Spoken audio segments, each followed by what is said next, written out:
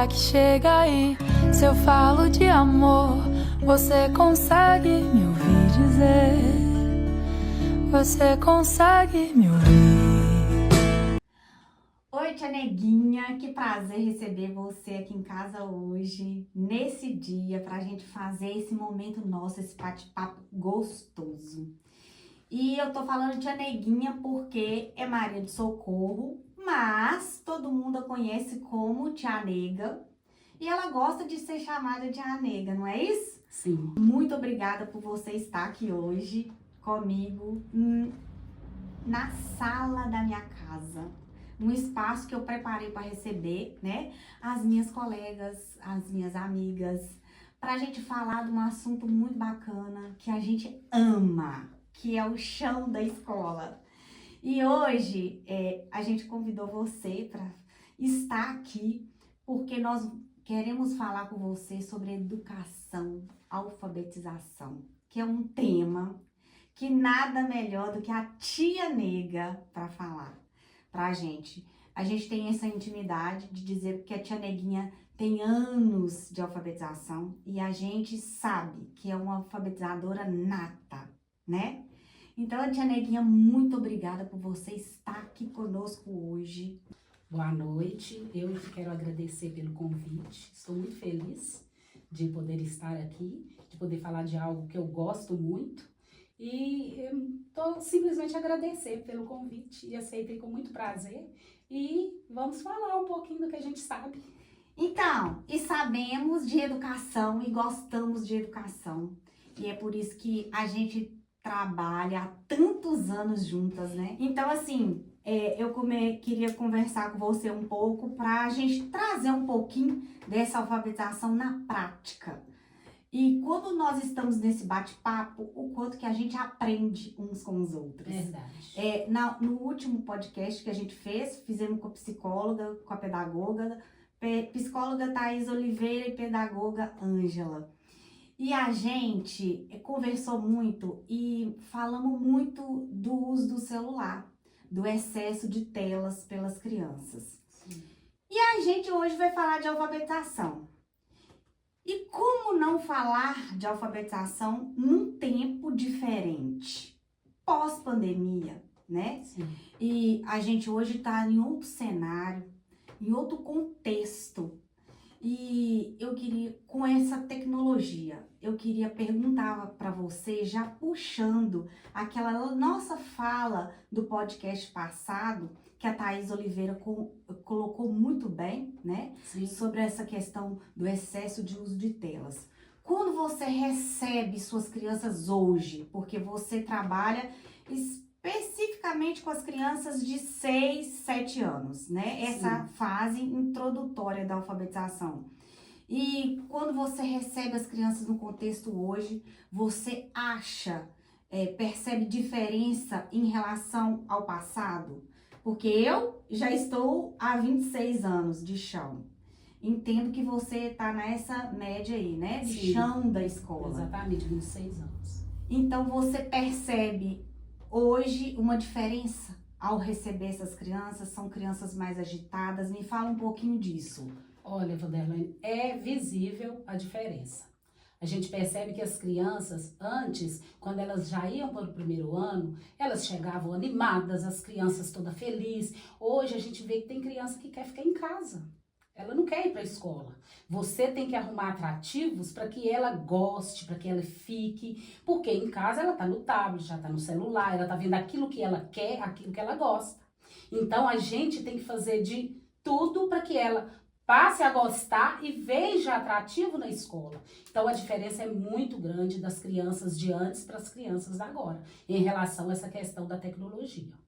E você percebe que essa agitação tem interferência com o uso das telas, com o celular? Sim, com certeza, é visível. A gente percebe que a criança sente falta, a criança ela sente falta de estar em casa, de estar mexendo no celular, mexendo no tablet. E a gente vê que ela fica na escola, tia, que hora que a gente vai embora? Tia, falta muito pra gente ir embora? Porque ela quer ir pra casa para chegar, pegar o celular. E isso antes a gente não via, não tinha essa dificuldade. Então hoje a gente tem essa dificuldade. Elas ficam mais inquietas, mais agitadas, e isso tudo eu vejo como consequência dessa tecnologia muito exposta às crianças. A gente percebe, eles também falam, eles relatam, porque às vezes a criança, a gente vai trabalhar, eu deixo sempre um momento para que elas falem como foi o dia, o que fizeram, e elas têm essa oportunidade de estar falando o que fizeram, e a maioria, tia, eu vi um vídeo, eu fiz isso,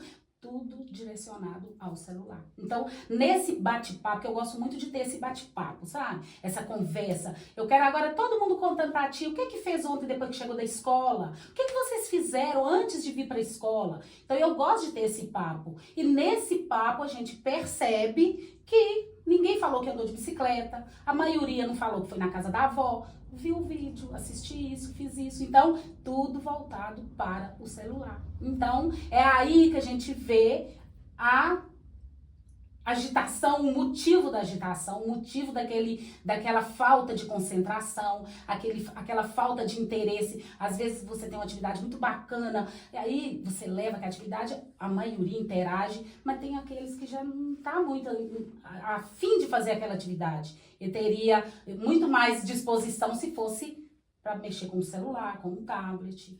Então, isso ilustra aquilo que a gente conversou no podcast passado. Sim. Porque a gente estava falando justamente de memória afetiva, que as crianças hoje não é desenvolvido nas crianças igual foi em nós.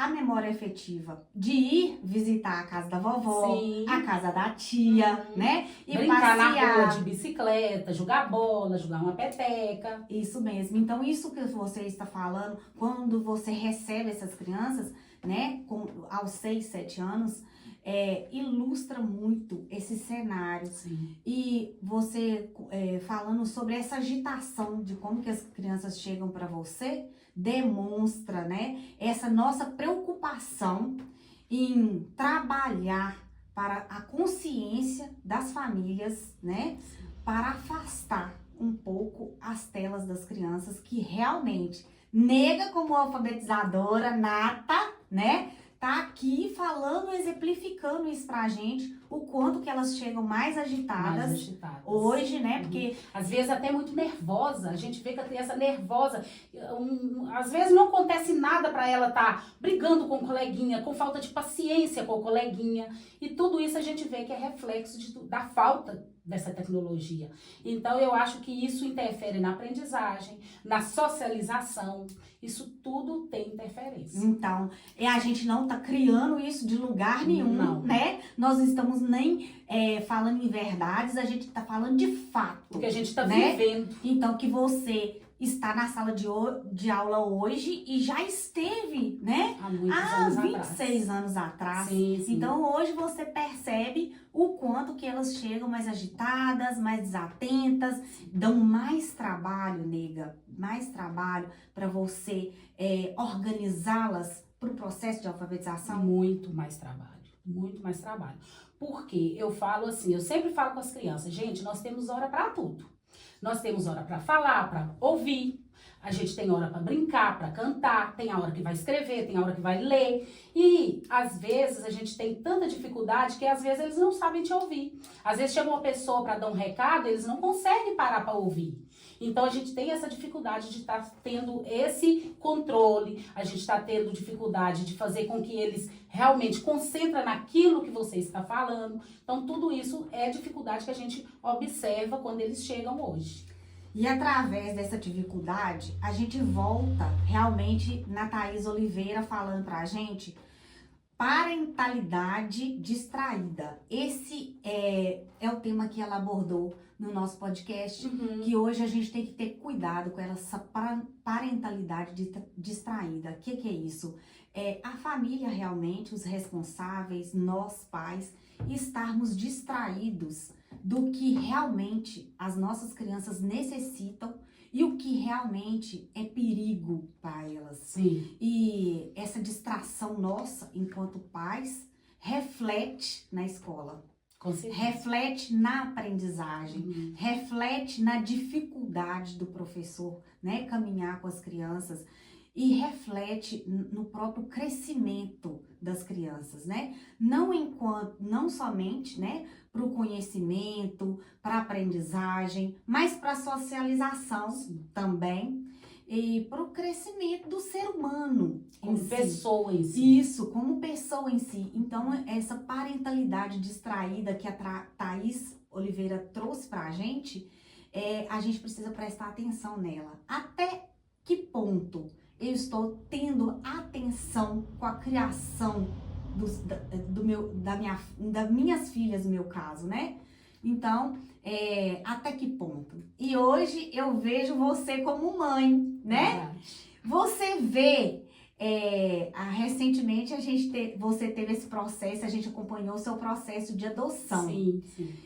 Muito pessoal que eu vou te perguntar, mas você vê que hoje a sua fase de professora alfabetizadora é melhor porque você é mãe?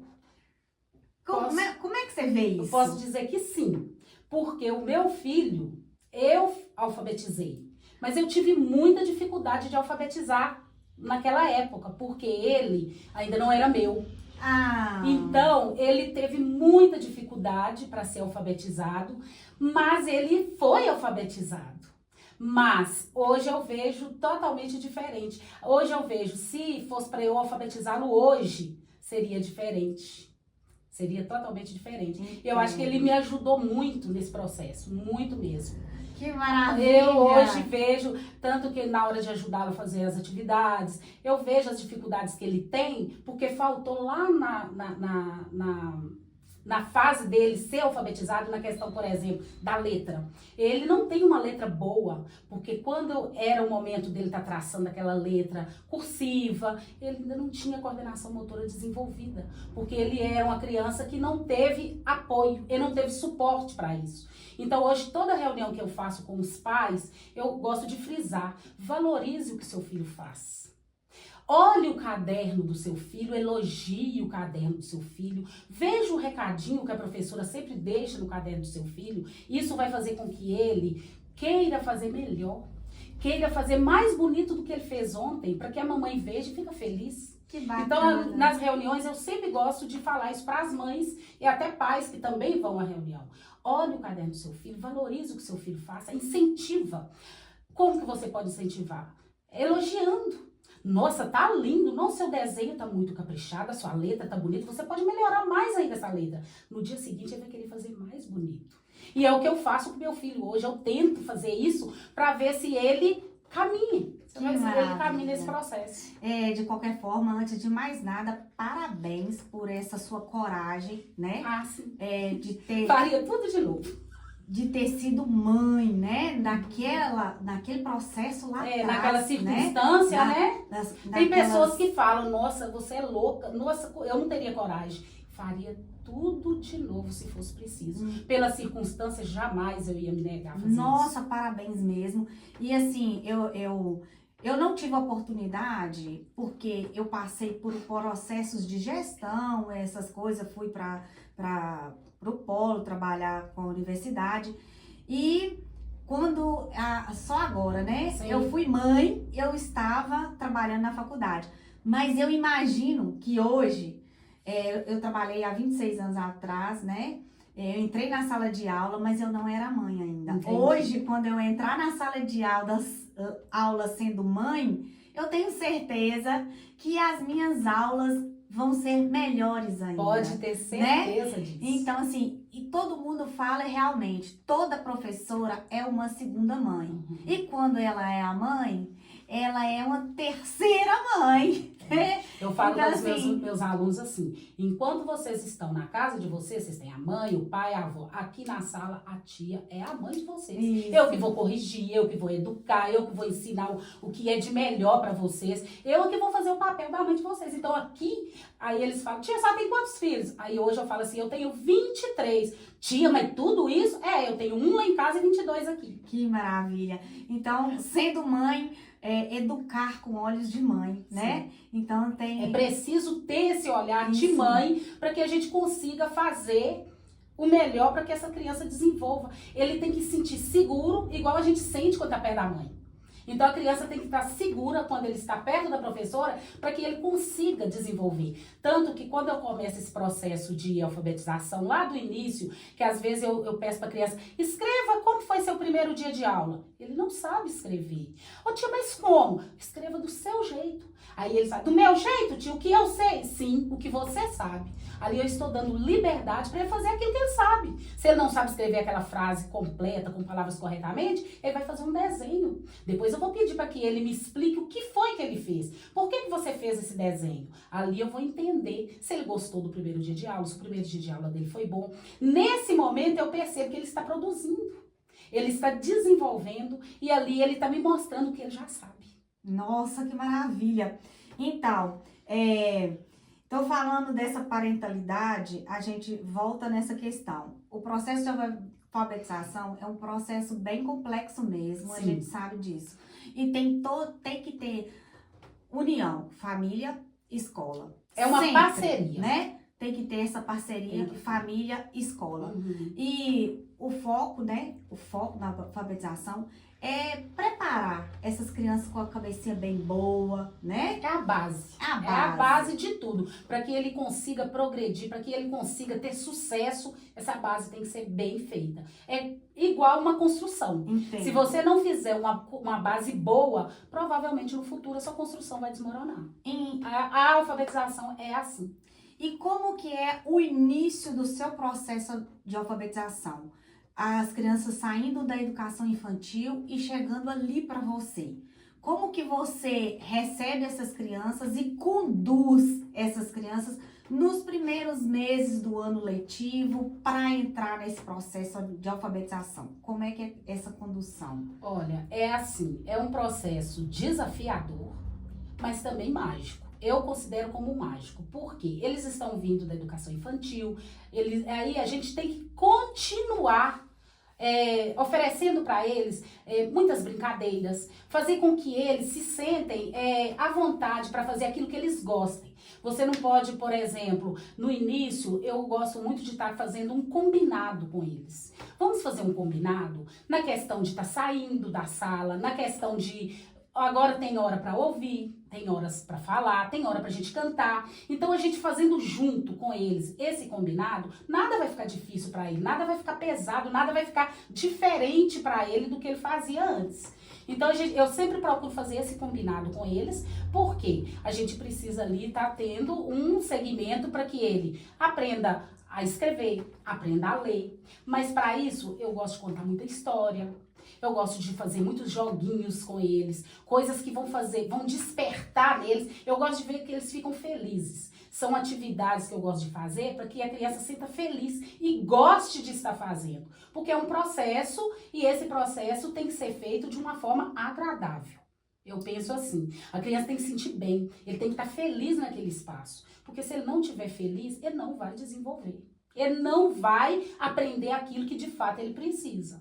Então eu sempre faço um combinado, a gente tem sempre uma roda, eu tenho sempre um papo, uma roda de conversa com eles. Gosto sempre de estar levando eles em um ambiente diferente para contar uma história. Eu não gosto de contar uma história, por exemplo, hoje eu conto uma história na sala de aula. Amanhã eu já gosto de ir lá debaixo daquela árvore que tem lá perto da cantina, onde a gente senta para estar ouvindo essa história. Gosto de levá-los para visitar a biblioteca e deixar eles escolherem o livro. Ah, mas eles não sabem ler. Não, eles não sabem ler, mas eles sabem olhar ali e contar o que está vendo. Isso tudo enriquece, isso tudo faz com que ele desenvolva e ele aprenda. Então, primeiro, esse segredo que você já está revelando pra gente, né? Manter a turma feliz. Feliz. Eles têm que estar bem. Então, isso é chave. E hoje a gente vê com a Base Nacional Comum Curricular a questão do currículo socioemocional, que a criança precisa estar bem emocionalmente Sim. para aprender. Isso não é só as crianças. Isso qualquer você. pessoa. Se Sim. você chegar aqui na minha casa hoje e não estiver emocionalmente bem, a gente não vai conseguir bater um E papo você legal. vai perceber, porque a gente percebe. E eu gosto muito de fazer isso. A gente chega e aí a gente vai ter um papo. A gente vai conversar. Nesse papo, eu já consigo perceber algumas crianças que não estão bem. O que eu faço? Eu pego aquelas crianças, eu levo em outro ambiente onde eu e ela vamos conversar. O que está acontecendo? Aconteceu alguma coisa? Você quer contar para a tia? Tem alguns que naquele momento já desaba, já conta, outros não querem contar. Depois ele mesmo vai até, tia, vem aqui que eu vou te contar o que aconteceu. Então tudo isso, você vê que a criança coloca para fora. Às vezes é alguma coisa que você pode ajudar a resolver. Então eu gosto muito de fazer isso. Naquela roda de conversa, naquele momento, a gente percebe que está acontecendo algo. Foi assim que eu descobri o meu filho. Foi assim que eu descobri que algo não estava bem com o meu filho. Então, é através dessa conversa que você vai ajudar, que você vai orientar. Se for necessário, você vai chamar a mãe para ver o que está acontecendo, o que a gente pode fazer para estar melhorando isso. E quando você cita seu filho, esse exemplo que você está dando é lá atrás, quando o David, Sim. que hoje já é seu filho, assim, Oficialmente, regularizado, Sim. tudo no papel oficialmente, Sim, né? sim. Já passou por todo aquele processo de adoção. Isso, quando ele chegou para você no primeiro ano, você já percebeu? Sim. Foi aí que começou o seu processo de adoção? Não, na verdade não, porque nesse primeiro momento, em nenhum momento eu pensei nessa possibilidade. Ah, não, tá. não. Essa possibilidade surgiu bem depois, quando me pediram para acolhê-lo na minha casa, recebê-lo na minha casa. Ah, entendi. Por um período. Mas você já sendo professora dele? Sim, eu já era exatamente por eu ser professora dele, Entendi. que me pediram para acolhê-lo até ver o que ia ser feito.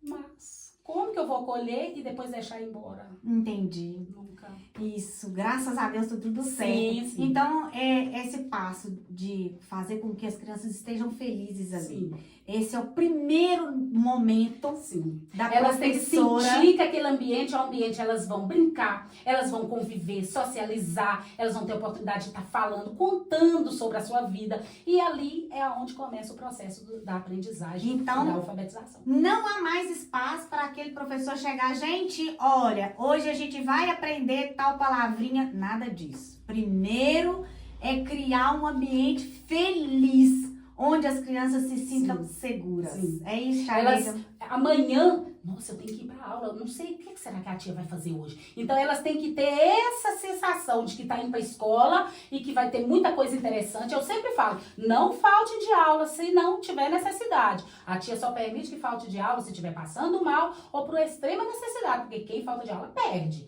E realmente eu tenho, assim, poucas crianças faltam e todas que faltam a mãe justifica. Eu acho muito interessante. A mãe me manda, meu filho não vai poder aula hoje, tá aqui brigando comigo porque quer ir pra aula, mas não tem como eu mandar hoje. Então a gente vê essa questão e isso me deixa muito feliz porque você vê que a criança tá interessada e que a criança quer realmente de fato ir pra escola.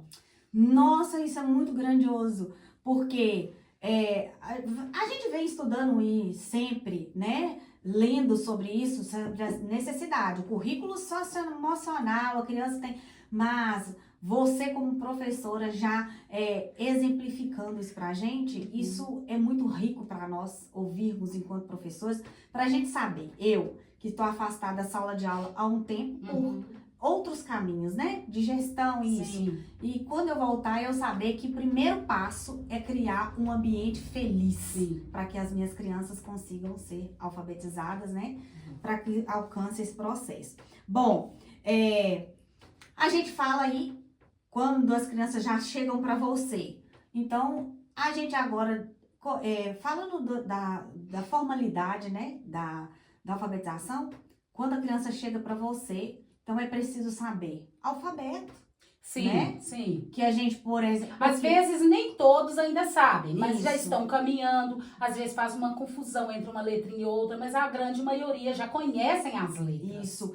E a gente está falando isso principalmente porque agora é a alfabetização até o final do segundo ano, Sim, né? antes era até o terceiro, Isso, né? antes era até o terceiro, agora as crianças no final do segundo ano já têm que estar alfabetizadas. Bom, então, alfabeto, e além do alfabeto, o que mais? Consciência fonológica. Consciência fonológica. E, assim, eu falo que muitas vezes a criança conhece o alfabeto, mas ela conhece a letrinha, mas ainda não tem essa consciência fonológica. Então, a gente tem que procurar meios para que ela consiga desenvolver essa consciência fonológica, atividades relacionadas, porque às vezes a maioria conhece o alfabeto, mas ainda não tem essa consciência. E aí fica complicado dele ler corretamente, escrever corretamente. Então, esse processo inicial é voltado para essa consciência fonológica. Então, nesses primeiros meses aí do primeiro ano, você já entra... Eu faço isso. Reforçando a consciência voltando, fonológica. Investigando.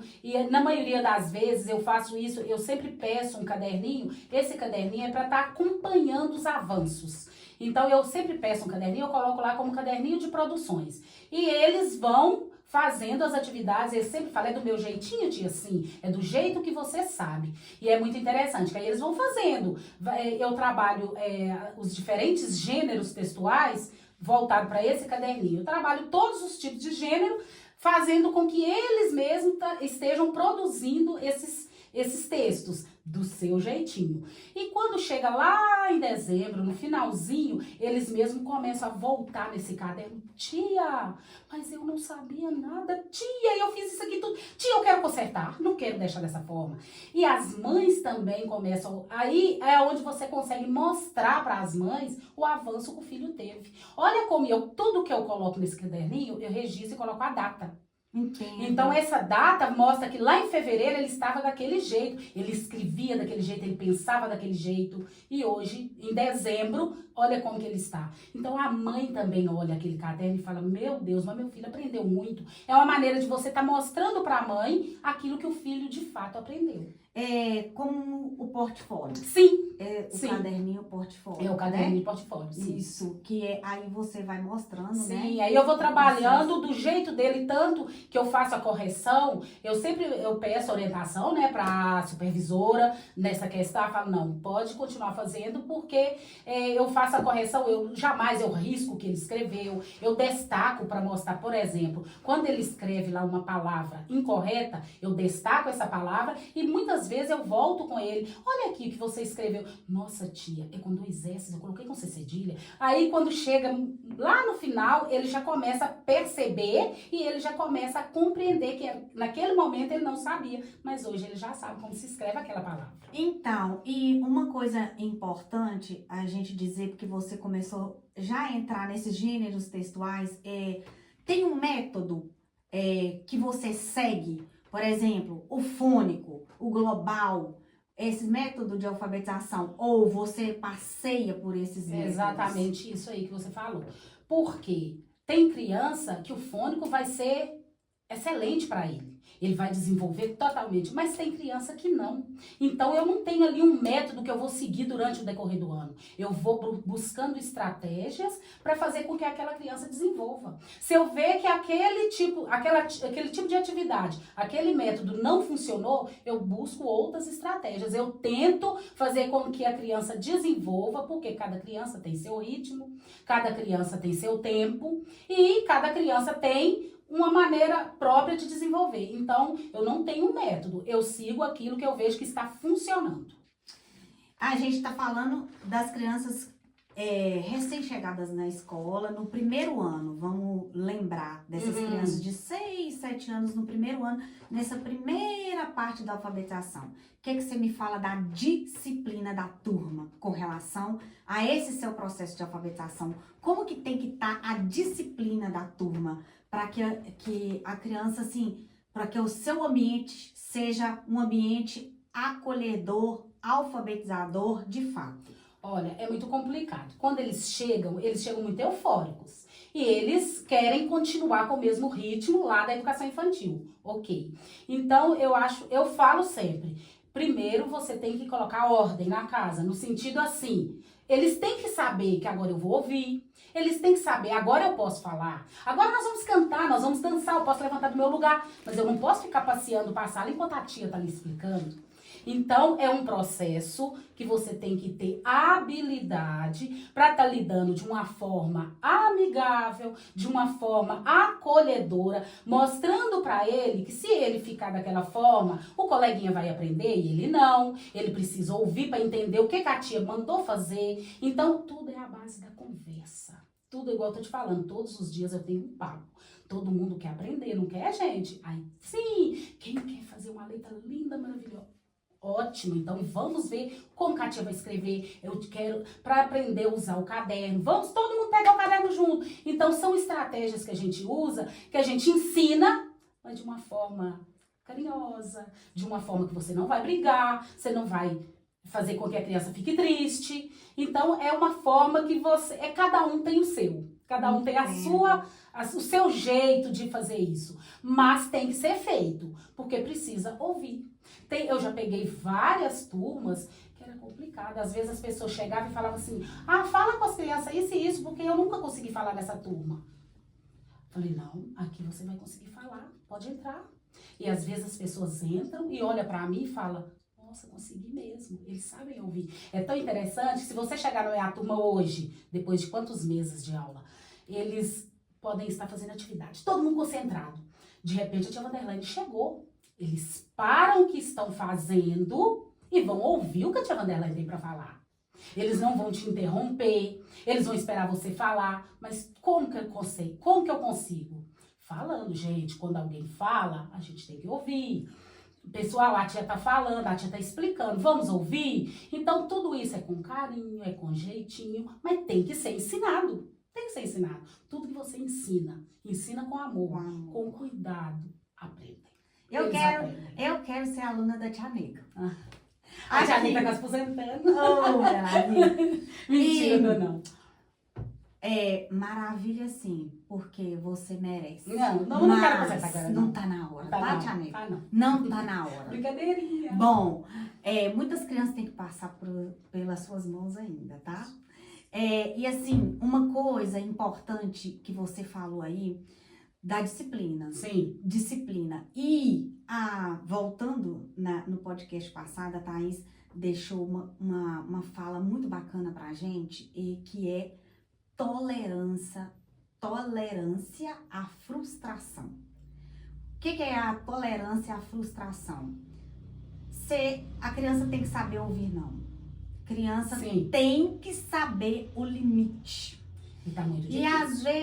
E às vezes o professor tem muito receio de chamar atenção, porque a família não vai gostar. Sim. E assim por diante. Então, assim, essa tolerância à frustração nos chama atenção. Por quê? Ninguém consegue educar sem impor o limite. Sem ouvir não. Sem falar pra eles, olha, até aqui, daqui pra cá vocês não podem passar. E é preciso respeitar, né? Então, isso é muito importante para nós, enquanto professores que trabalhamos com 25 alunos numa sala de aula, ou seja, uma turma maior ou menor, né? Tanto quanto os pais em casa, nós pais em casa. Nós temos que ter, né, saber que a criança tem que tolerar a frustração. Sim, ela tem que aprender a perder. E aprender a perder. E se eu disser não, é não. Não pode ser questionado. Não tem, é limite. Não. Sim. Tem hora pra tudo. E isso deve começar em casa. Em casa. E só que, na maioria das vezes, não é feito em casa. E aí a gente tem essa dificuldade. E eu procuro... Essa barreira, né? Sim, eu procuro tudo, igual eu te falo, tudo eu tento na base da conversa. E essa turma mesmo que eu estou agora, eu sempre gosto, no primeiro momento, fazer uma reunião com os pais. Porque ali eu vou estar colocando a minha forma de trabalhar. Eu vou estar pedindo para eles me ajudarem nessa questão do não. Mostrar para a criança a hora que pode, a hora que não pode, o que pode, o que não pode. Então eu acredito assim que isso aí é igual você fala. É água mole, em pedra dura, tanto bate até que fura. Todo dia falando mesmo, chamando as pais, pedindo. Eu tenho um grupo, sabe, no WhatsApp, eu sempre mando um recadinho ali, e pedindo ajuda, e mostrando para a mãe que com a ajuda dela, com a ajuda do pai, com a ajuda do avó, seja com quem for, que a gente vai conseguir. No seu processo de alfabetização da sua turma, você percebe que aquela criança que é assistida em casa, que é bem assistida, que tem a família mais presente no contexto dela ali, que tem a família incentivando, tem a família ajudando, essa criança se sobressai melhor no processo de alfabetização? Sem sombra de dúvida. A criança que tem ali a mãe, que ajuda para casa. A criança que tem a mãe, que chega em casa, ela quer ver o caderno, ela quer ver o que ela fez. Aquela criança que a mãe, a gente manda um livrinho, a criança ainda não lê, mas a mãe senta com ela para estar lendo aquele livrinho. O desenvolvimento dela é notável e sobressai aos demais. Então, isso é importante porque quando a gente fala da parceria família-escola, né? Esse slogan, ele tem que adentrar os nossos ouvidos, sim, né? Sim. Então a gente tem que ter E eu uso muito mesmo. isso como exemplo nas reuniões de pais. Eu sempre falo, lógico que eu não vou citar filhos de fulano, mas eu falo, gente, eu tenho crianças que estão muito mais desenvolvidas, porque tem a ajuda da mãe, nunca vem sem um deverzinho, aquela criança que a mãe tira um tempinho para estar ajudando, aquela criança que a mãe tira um tempinho para estar lendo um livrinho. Então, essa criança, ela sobressai as demais. E isso faz com que outras mães comecem a pensar. Meu Deus, eu preciso fazer isso pelo meu filho. Meu filho talvez não esteja desenvolvendo tanto que deveria, porque eu não estou fazendo a minha parte. Então, eu tento mostrar para as mães que essa parceria tem que ser, de fato, uma parceria. Não só no falar, mas no agir. Então, No agir. mães e pais, né? Porque Sim, pais sim. também, Eu tenho várias os crianças que os responsáveis. pais são os responsáveis. Uhum. Então, a gente fala mães, mas Nossa maneira de uma forma geral, eu tenho avós que É, são muito presentes isso e mesmo. ajudam, tem pais, tem tios. Então, é a família. Isso, e a A gente família. vê hoje os contextos familiares Hoje diversos, né? diversos. Então, mas o importante é, É o parceria, o apoio É o com a apoio. escola. Sim. Muito bem. Tom de voz na alfabetização. Como é que o tom de voz, tom da nossa É voz? complicado para eu falar, porque o meu tom de voz é esse tom de voz. Mas o meu tom de voz usado na sala de aula é de acordo com que o momento exige. Tem momento que eu vou chegar e vou falar alto, às vezes nem é porque eu tô brigando, é porque eu falo alto. Se espalha o meu amor, será que chega aí? Se eu falo de amor. Por exemplo, quando eu vou contar uma história, as crianças estão empolgadas, caladinhas, querendo ouvir, querendo saber como que é aquela história, onde se passa aquela história, eu posso falar baixinho. Eu até gosto de falar baixinho. E eles ficam concentrados, me ouvindo. Eu acredito que nesse momento, quanto mais baixinho você falar, mais eles vão absorver, mais eles vão compreender. Se você está dando um jogo, uma atividade, uma brincadeira, uma musiquinha, a gente extrapola, a voz fica alta, eles falam alto. Então, isso vai de acordo com aquilo que você está trabalhando. Eu, pelo menos, faço dessa forma. E com relação à expressão corporal, o que você me diz? O professor da alfabetização precisa ter muita expressão corporal? Sim, sim, com certeza. Eu falo por mim. Às vezes, eu até extrapolo. Porque eu acredito que a criança observa muito o que você fala e o que você faz. E eu acredito que elas aprendem muito através dessa maneira de você movimentar, dessa maneira de falar. Então, eu acredito que tem muito peso essa questão. A expressão corporal. Por Sim. exemplo, se você está contando uma história, você não está movimentando ali na sala de aula. Às vezes você muda o tom de voz, às vezes você muda a sua postura. Isso tudo conta, isso tudo fica na cabeça da criança a partir do momento que você faz algo de diferente. Então você tá ali. Então, essa é uma dica boa para o professor, né, que está iniciando. Você não pode ficar ali paralisado, só lendo que não vai ter aquela emoção, não vai chamar a atenção daquela criança. Então, a expressão... Então, às vezes eu faço um determinado gesto ou movimento que a criança faz até assim. A gente vê a expressão dela naquele momento, aí de repente você volta, ela começa a ficar calma. Então, eu acredito que isso faz toda a diferença. A expressão corporal é o que você disse, né? Sim. Ela traz emoção. Sim, e né? Acaba que quando, por exemplo, depois que você vai fazer uma dramatização, eles incorporam a mesma coisa. Eles fazem da forma que eles ouviram e viram. Eu vejo que na hora que a gente vai fazer uma dramatização, a gente coloca os personagens, eles tentam fazer da forma que a tia fez. A tia, na hora que o leão urgiu, na hora que o leão fez isso. Então, as crianças acabam reproduzindo aquilo que elas viram. E acaba que faz da maneira dela, do jeito dela, e é o que fica bacana demais. Ai, que maravilha. Nossa. Eu gosto muito disso. Falando aí, você já falou do leão, né? Você falou do leão. Então, a gente agora entra nesse esse mundo, universo maravilhoso da leitura, Sim, né? Sim. Eu ouvi um documentário, assistindo um documentário do Rubem Alves, que foi me apresentado por Marli Andrade, Ângela, que ama a literatura. Sim. Então, Rubem Alves foi me apresentado com um podcast com a filha dele. A gente ouvindo a história da filha, né? Então, assim, a gente até reproduziu isso. E aí, Rubem Alves fala que quando você quer estimular a criança à leitura, não force. Não. Você não pode falar, quando você forçar a criança, acabou. Acabou. Ela não vai ter mais aquele prazer. É pegar a criança, sentar com ela e dizer, vem aqui, vamos ler um livrinho, vamos ler uma historinha gostosa aqui e começar a fazer esse processo que você acabou de dizer, da expressão corporal com emoção. Então, ali você consegue inserir a criança, né, naquela leitura. Sim. E aí, desse processo seu, quando você está inserindo a criança nesse universo infantil, você é contadora de história nata. Qual que é o segredo? Ensina para nós.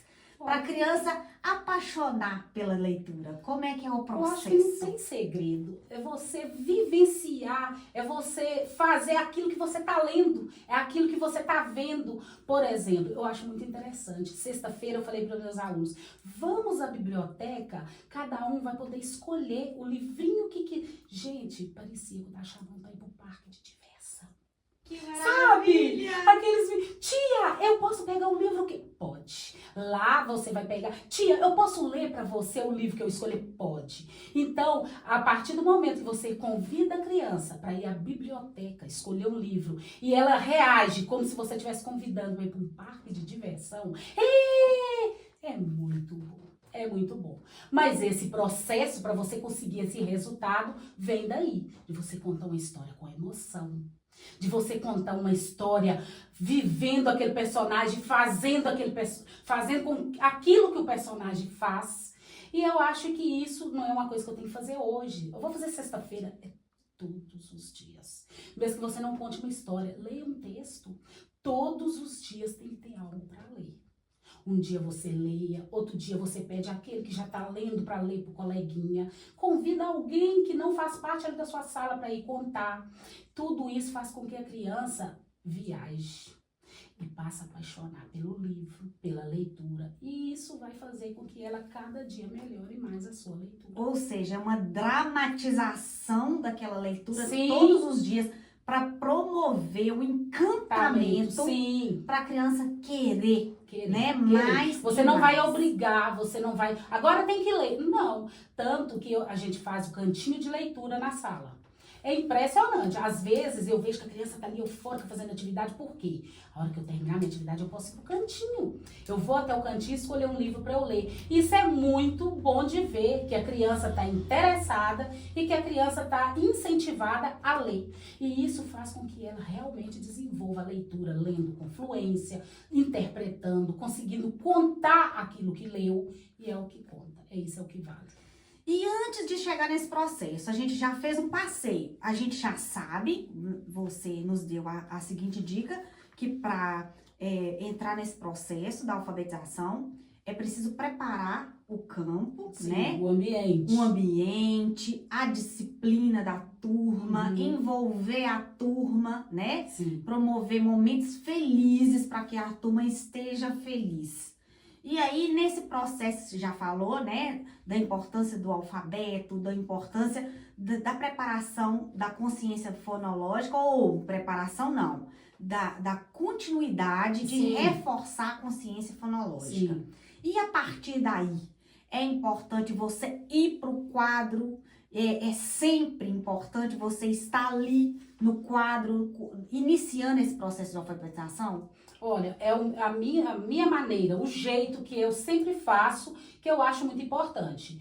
Por exemplo, se tem uma leitura, eu gosto muito de estar indo para o quadro. Todas as vezes que eu dei uma leitura, eu vou para o quadro e passo aquela leitura juntamente com as crianças. Aqueles que já estão naquele processo de já estar lendo, eles vão lendo, os demais vão acompanhando. Então eu gosto de estar fazendo. Eu não vou lá e passo o texto, não, eu faço com as crianças. E depois eu leio, eles observam e eu percebo que amanhã, quando eu vou fazer de novo, aquele que está com dificuldade hoje já melhorou. E assim a gente vai seguindo. Eu gosto muito de fazer esse processo junto com as crianças. Então não é mais o babé bibobê. Não, né? Acabou. Isso sem chance. Aí você vai, então, construir juntamente. É o processo que eu falo da construção, ele fazendo do jeito dele. Então, nesse momento que eu estou ali no quadro, passando no quadro, às vezes eu coloco, aí eu já começo a explorar, ali onde eu vou ensinar os parágrafos, ali onde eu vou ensinar algumas determinadas palavras que eu observo que eles ainda não consolidaram, não conseguiram ainda a escrever corretamente. Então, esse processo contínuo no decorrer do ano é que faz com que as crianças, no final, consigam ler bem, escrever bem, interpretar, a me contar o que ouviu, a contar, falar sobre aquela história que foi contada e acaba registrando também. Então acontece ali dentro do processo de alfabetização escrita tudo caminha junto. E uma forma de também desenvolver a produção de texto. Sim, junto a gente com o processo da leitura. Exatamente. Então, a gente faz muito isso, essa questão do coletivo, dos juntos. E aí, às vezes, a criança tá com aquela leitura muito assim, soletrando muito.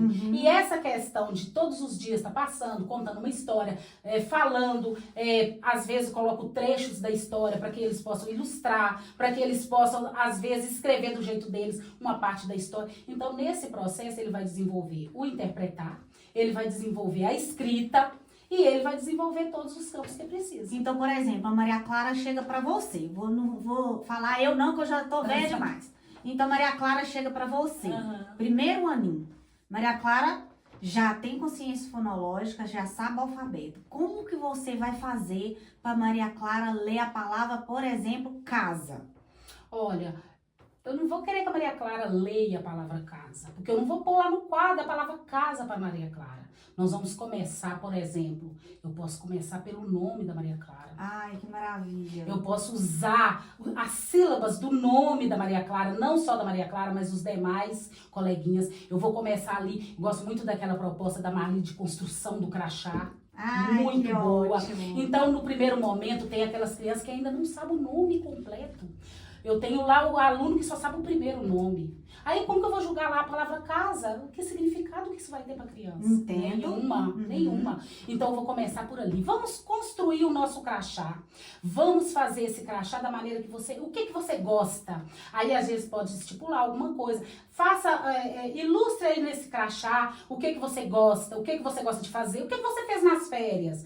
Aí a criança vai estar ilustrando aquele crachá, vai estar colocando o nome. E a partir daí a gente começa a explorar o nome. A partir daquele nome, a gente começa... Ali dá para você fazer inúmeras... Construir a história atividades dele, né? A história com é por nome. onde a gente começa a sua identidade. Quem é você? De onde você veio? Então, é isso. É isso. Então, esse processo, assim, é um processo de alfabetização que ele acontece com a alfabetização, com a escrita, com a produção. Sim, a criança aprende não só a ler. Ali vai aprender a ler. E eu observo que quando é feito dessa forma, aquele que desenvolve mesmo, ele chega lendo perfeito. Ele escreve as frases criativas, tanto que eles já estão nesse processo de escrever essas frases. Quando a criança me escreve uma frase, eu acho interessante que muitas vezes eles colocam a casa é bonita, a menina é linda, esse tipo. Mas aí, com o caminhar, com o desenvolver, com o ouvir a história, eles começam a colocar aquelas frases mais criativas.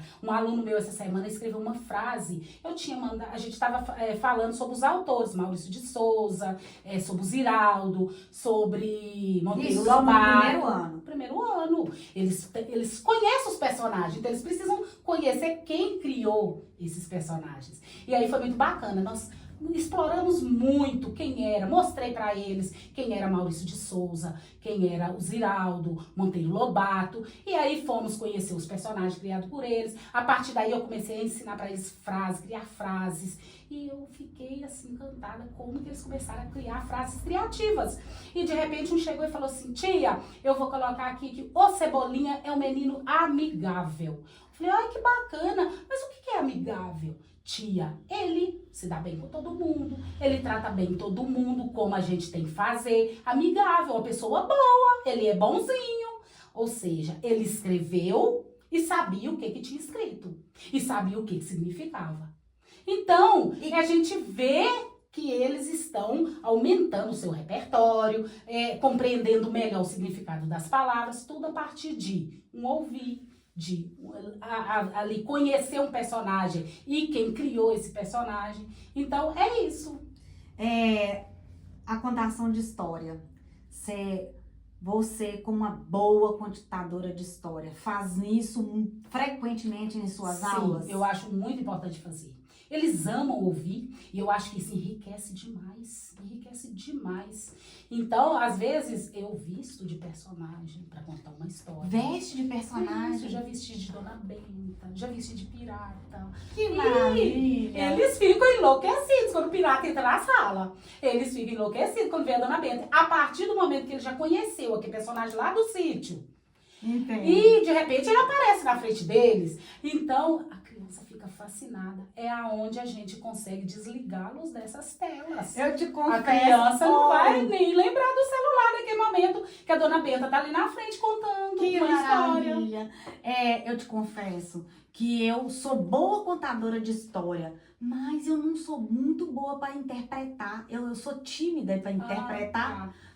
Realmente, eu sou tímida para interpretar. Eu tenho vergonha de interpretar, mas aí eu preciso melhorar essa parte da interpretação. Vai narrar, criar história, é comigo mesmo. Mas te confesso que eu, vestida de Dona Benta, tenho vergonha.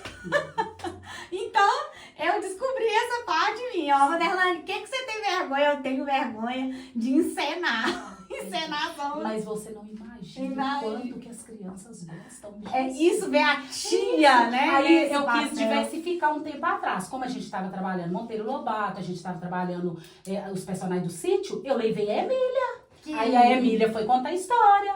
Então, a tia, não era a tia, mas a tia levou a Emília. Então, são recursos fáceis que a gente usa e que encantam a criança. E nesse momento, a criança vai lembrar do celular, Isso. a criança vai lembrar do tablet, a criança vai sentir falta de estar em casa no sofá vendo. Não vai. Ai, que maravilha. Naquele momento, ela desliga Olha, disso. que rico. E uma coisa interessante também, né, que a gente observa, que as crianças hoje, elas têm prazer de ir pra escola, né? Sim, graças elas a sentem Deus. esse prazer de ir pra escola. A gente vê os meninos todos empolgados. Eu com as Isso, minhas com o meninas material, aqui, todo não quer empolgado. faltar a aula, Não. porque a aula tá atrativa, né? Então, isso é verdade. importante. E a música?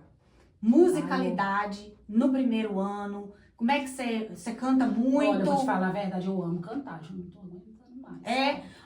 Maçã. Já não, a minha maçãzinha tá sempre comigo. Porque Segredo para depois o de professor. 26 anos, minha filha, a voz já tá reclamando. Segredo para o professor alfabetizador. Verdade. Maçã, água. Tá aqui a água. As cordas vocais agradecem, né? Muito. Então, musicalidade. Sim, eu gosto muito Sempre. de cantar. Gosto muito de cantar e coloco as crianças pra cantar e eles levantam e cantam e dançam. Então, é o que eu falo, tem um momento para tudo. Vamos organizar, vamos colocar ali a nossa sequência de atividades de hoje. É um processo bacana. A criança já vai saber que ali hoje nós vamos cantar, hoje nós vamos visitar a biblioteca, hoje nós vamos ter visita de alguém contando uma história. Então eu acho um processo muito bom. Esse processo de estar organizando com eles e combinando com eles. Combinando. Já que você falou em organização, não vou tomar muito seu tempo mais, né? Seu tempo preciosíssimo que a sua família deixou você vir bater esse papo comigo. Mas eu preciso te perguntar. A gente observa que os cadernos das suas crianças são impecáveis, acaba o ano com a caderno impecável. Sim. Não que isso seja tão necessário, porque Sim. a gente sabe que caderno vai pro lixo. Com certeza. Mas Mas as mães ultimamente tem não estão jogando no lixo porque eles estão bonitos. maravilha! Não, deixa eu te contar o que aconteceu. Há uns 15 dias atrás, o caderno do meu aluno acabou. E eu queria pegá-lo para poder estar organizando e mostrando para a supervisora. Conversei com ele, falei assim, eu vou levar seu caderninho e eu te devolvo tal dia. No dia seguinte, a mãe me manda áudio. Por favor, meu filho não chegou com o caderno velho aqui, eu preciso desse caderno para eu guardar. Ai, que Eu falei, lindo. calma, fica sossegada. O caderno do seu filho tá comigo, ele não perdeu. Nossa, minha filha, eu quero guardar o caderno dele, tá tão bonitinho, tão caprichado. Eu quero guardar pra quando ele for rapaz, eu mostrar pra ele. Juju, E ela não me seu. deu sossego. Ela não me deu sossego todos os dias. Manda o caderno, fulano, manda. Vou mandar. E isso por quê? Se tivesse aquele caderno feio, cheio de orelha, a mãe não ia ter esse prazer de guardar. Ia. Ai, que lindo! Ia. Olha, Lógico que a gente eu não não tinha consegue pensado sempre. por essa lógica aí, nega. Você entendeu? Ah, meu Deus. É. Eu sempre guardei. E eu gosto muito do caderno bonito. Gente, eu tenho os cadernos, todos estão bons. Margem. E, Nossa. não, margem eu sempre peço, porque uma turma grande é difícil pra gente estar conseguindo fazer margem. Então, as mães que não são bobas nem nada, a maioria já compra Compra com o caderno com margem. Mas eu. aquela que não compra com margem, eu. ela faz a margem. Eu Eu vi. peço, né? Pra que Aham. ela faça. Uma vez ou outra, a mãe esqueceu, ele chega apavorado. Tia, a minha mãe não fez mais. Não, fique sossegado. Hoje a tia vai fazer. Então, pra quê? Eles precisam aprender a usar a margem, a respeitar. Quando chegar lá no segundo, às vezes no terceiro, não precisa mais dessa margem. Eles já sabem usar respeitando a margem. Mas nesse processo de alfabetização, eles precisam aprender isso. Então, Então, o caderno, eu gosto e eu elogio muito. Gente, que não quer essa letra feia. A tia gosta da letra bonita. E hoje não precisa nem de eu dizer isso, porque eles já sabem. Eles fazem de tudo pra caramba. Ô, tia, minha letra tá bonita? É toda hora eu me pergunto. Tia, a minha letra tá boa? Tia, é assim? Então, isso é um processo e que a gente vai caminhando. E isso depende muito da gente. Porque se você vê um caderno bagunçado, cheio de orelha e não cobra, ele vai permanecer. E eu acho que isso faz parte. A organização faz parte.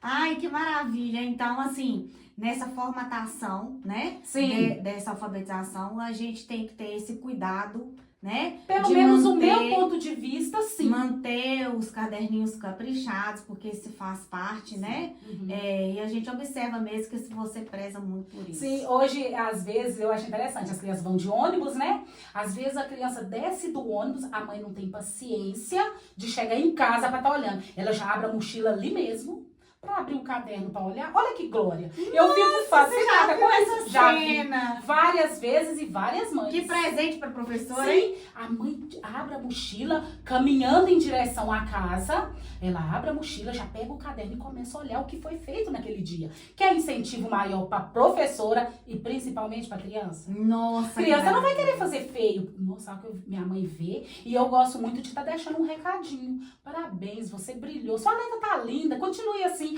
Então que isso ótimo. faz com que ele queira melhorar cada vez mais. E a mãe super feliz com o filho, né? Nossa, que excelente. Eu gosto de fazer Então, isso. vamos concluir o nosso bate-papo. Sim. Porque eu queria ficar com você aqui até o resto da noite. Mas Eu a gente não falo muito. pode, né? Tem família Sim, lá, tem. eu também quem tenho cá, então nós temos que dosar aí, né? Senão a gente vai falar de alfabetização até. Então, os segredos para uma boa alfabetização. Me ajuda aí. Você falou? Organizar. Organização. Deixar com que as Turma. crianças fiquem bem, felizes. Felicidade. Sintam bem em estar na escola, na sala de aula. Gostam de fazer aquilo que foi proposto. Isso faz com que ela desenvolva e queira ir para a escola. Contação de história. Contar muita história, cantar. Musicalidade. Cantar. Deixar que a criança faça do seu jeito, porque ali você vai estar vendo o desenvolver, ali você vai estar vendo o crescimento dela, em todas as áreas, em todos os aspectos. Eu acho isso muito interessante.